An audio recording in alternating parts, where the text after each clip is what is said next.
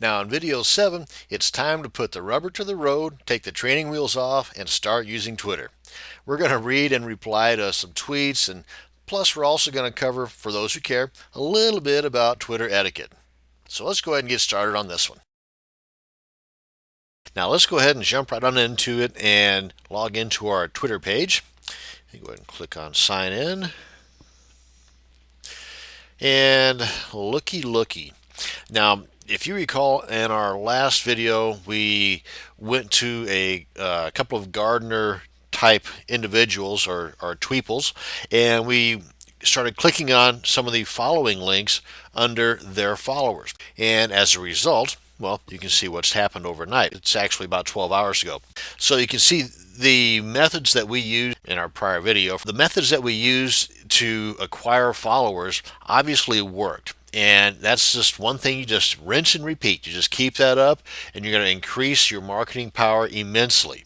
We're not going to go much into that because what I want to do today is actually read some tweets and reply to some tweets and go over some other techniques in making your replying a lot easier, especially for those that, like myself, lack the imagination to be able to type 140 characters or less.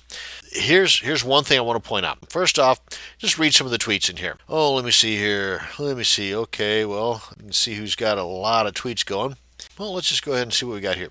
Tweeps of the world, please consider donations to Special Olympics. Always a good cause. Naturally spun. Made a nice little goth treasury in honor of my new yarn.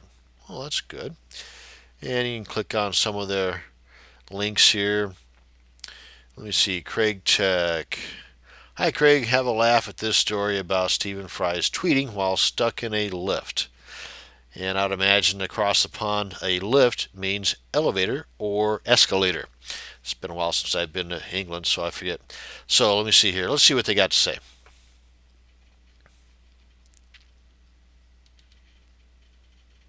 This is mad. I'm stuck in a lift. Stephen Fry twitters. Okay, it's an elevator. Yep, and he's got his phone camera. Darn those phone cameras. At least that's what Mark Phelps thinks. Ain't he the idiot? Okay, enough of that. So yeah, you can see technology is everywhere. Now let's go ahead and get on back here.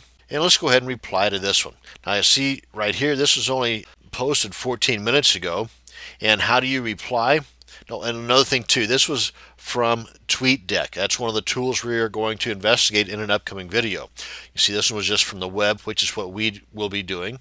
Another one from TweetDeck. You can see a lot of the applications that are in use here today. All these are obviously going to be from TweetDeck, from web, from TweetDeck, from web. Let me see if I can find another one in here, because you can post from Twitter feed. Now this Twitter feed, this is one, and I'm not sure if this is the case with this particular tweet, but Twitter feed is one in which you can program or install or input several snippets or several tweets and schedule those tweets to be, spit out, for lack of a better word, on a timed basis. So, if you don't have the time, maybe once a week you'll throw in 30 particular little snippets of info, and you're off on your vacation while you're actually submitting these tweets. A lot can be said about that. Anyway, so let's go ahead and reply. Now, what you can do as far as replying to a particular tweet, over here on the far right, you've got this star. They're kind of grayed out. You've got the star and you got this curved arrow. The curved arrow is a reply, and if you hover your mouse over it, it'll say reply to Craig Tech or Tech. Sorry about that if I'm butchering your name. And the star will put this in your favorites right over here. So let's go ahead and do this, and then hit reply. Now, one thing I need to mention too about typing in tweets, keep them short, to the point, naturally. And I'm going to cover some of our Twitter etiquette, or at least ways my own Twitter etiquette, in my humble opinion, here in just a few minutes. But I want to mention though that if you have some important information, or you're passing on a URL or a link to some quality information, try not to take up the entire 140 characters. Keep it short and simple, because it makes things a lot easier for some of your followers to what they call retweet. That's this RT, for example. And what happens with that is that kind of makes your post viral. You post it one time, and then because of the quality of that post, others that are following you will repost that or retweet that. And then folks that are following that follower, maybe unbeknownst to you, you've never seen them and they've never known of you, they pick up on that and then they actually retweet it. I mean, there's no time limit on the number of retweets. I mean, it can just float around the Twitterverse forever if it's high quality. So again, don't use up all the space if you don't have to, especially in those instances whenever you've got some quality information or URL, and especially if that URL is pointed to quality information on your blog. Keep that in mind. Okay, so we'll just now hit reply. You see, here we are. And it's possible that they might reply to this, may not, and in which case you will see it here. And you can also check here later. We hit replies. Sorry, we couldn't find anything matching. Okay, so there's nothing in our replies box just yet. Now, if we check out our direct messages, yep, it's just the one from Kevin from the other day. And it's got the date right down here. And you can send this to the garbage can if you want, or you can send Kevin a message. And here it shows all those that were sent. So far we haven't sent any, but that's going to change because I'm also, one of the other tools I'm going to show you here in an upcoming video is how we can automate some of this following business.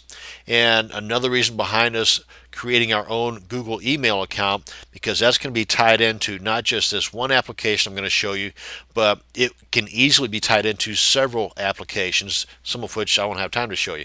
But speaking of Google Mail, I'm going to go ahead and click on Home, and then I'm going to check out that Google email box. Look at this.